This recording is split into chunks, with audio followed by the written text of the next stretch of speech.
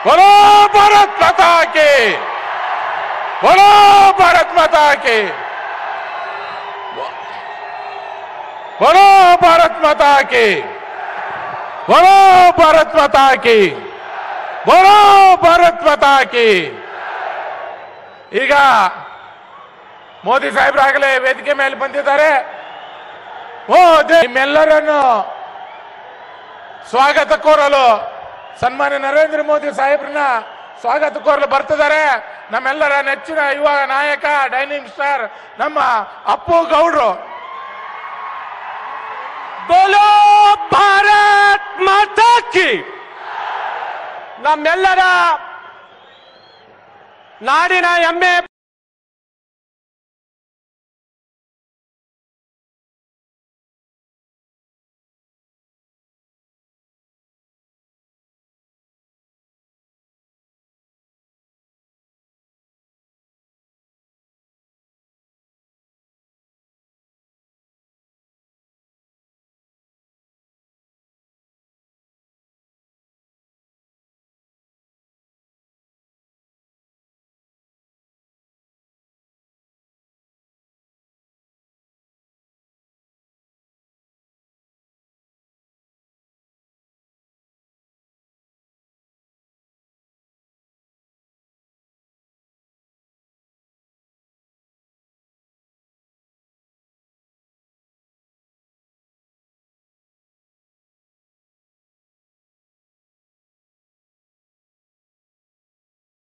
ನಿಮ್ಮೆಲ್ಲರನ್ನು ಸ್ವಾಗತ ಕೋರಲು ಸನ್ಮಾನ್ಯ ನರೇಂದ್ರ ಮೋದಿ ಸಾಹೇಬ್ರನ್ನ ಬೋಲೋ ಭಾರತ್ ಮಾತಾ ಕಿ.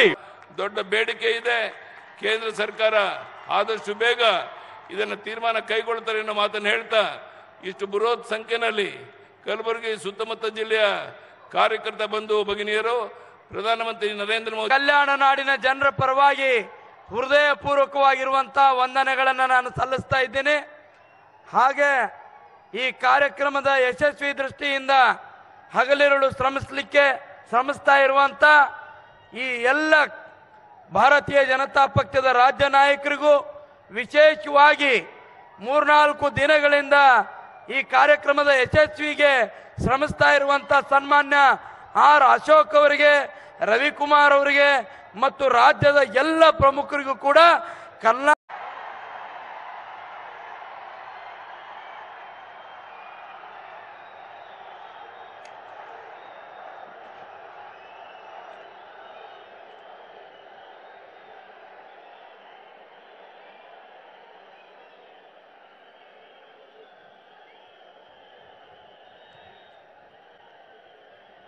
ಭಾರತ್ ಮಾತಾ ಕಿ. ಭಾರತ್ ನಮ್ಮೆಲ್ಲರ ನೆಚ್ಚಿನ ಯುವ ನಾಯಕ ಡೈನಿಂಗ್ ಸ್ಟಾರ್ ನಮ್ಮ ಅಪ್ಪು ಗೌಡ್ರು. ಬೋಲೋ ಭಾರತ್ ಮಾತಾ ಕಿ. ನಮ್ಮೆಲ್ಲರ ನಾಡಿನ ಹೆಮ್ಮೆ ಪುತ್ರರಾದಂತ ಅಣ್ಣ ಬಸವಣ್ಣನ ಭೂಮಿಯಾಗಿರುವಂತ ಕಲ್ಯಾಣ ಕರ್ನಾಟಕದ ಹೆಬ್ಬಾಗಿಲಾಗಿರುವಂತ ಕಲಬುರಗಿ ನಗರಕ್ಕೆ ಈ ಸಂದರ್ಭದಲ್ಲಿ माता की, भारत माता की मंच पर विराजमान प्रदेश भारतीय जनता पार्टी के अध्यक्ष श्रीमान येदियुरप्पा जी, श्री सदानंद गौड़ा जी, कर्नाटका भारतीय जनता पार्टी के सभी वरिष्ठ नेतागण, पार्टी के सभी कर्मठ कार्यकर्ता बंधु भगिनी और विशाल संख्या में पधारे हुए कलबुर्गी के मेरे प्यारे भाई और बहनों,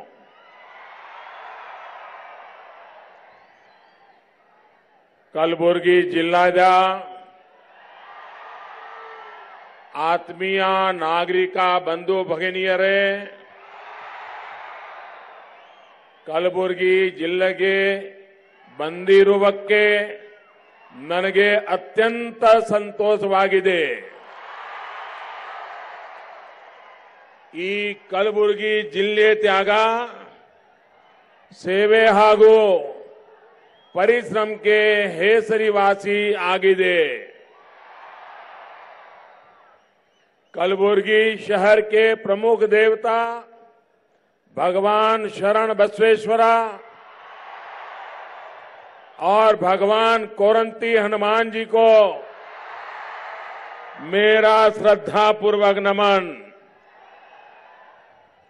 मैं बहुत ही भाग्यशाली हूं कि मुझे भीमा नदी के तट पर गाणगापुर के प्रमुख देवता भगवान दत्तात्रेय को प्रणाम करने का अवसर मिला. महान न्यायविद श्री विघ्नेश्वरा, महान शिक्षाविद. आज दोस्तों, हम इस गुलबर्गा में एक नया इतिहास रचना है. ये जंग एक कॉमन सिंपल एमएलए और बहुत बड़े लीडर से होनी जा रही है.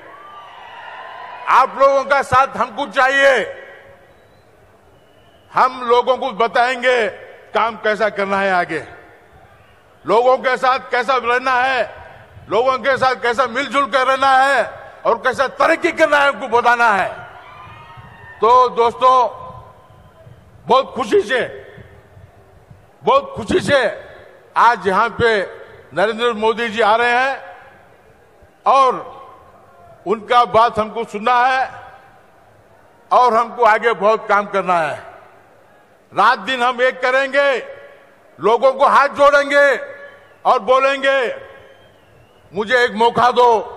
आप मुझे बताइए भाइयों, जब दिल्ली सरकार पैसे दे रही है, किसान के खाते में दे रही है, तो इनके पेट में दर्द होना चाहिए क्या? इनको तकलीफ होनी चाहिए क्या? तो तकलीफ क्यों हो रही है? तकलीफ इसलिए हो रही है कि मोदी सीधा बैंक के खाते में पैसा जमा कर रहा है. बीच में कटकी करने के लिए कोई जगह नहीं बची है. कोई उसमें से 2-5 रुपया भी निकाल नहीं पाएगा. अगर उसमें से कुछ मिलेगा नहीं तो करेंगे क्यों? ये भ्रष्टाचार के आदी लोग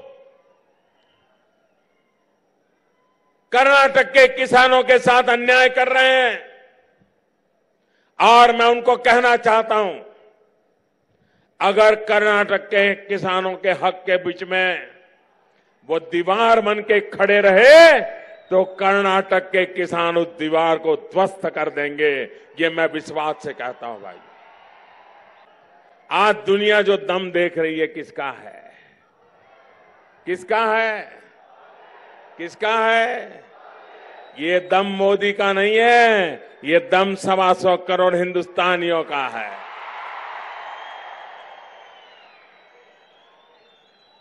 साथियों, जब महामिलावट और स्वार्थ की राजनीति ही प्राथमिकता होती है तो देश को ऐसी ऐसी मुसीबतें झेलनी पड़ती है.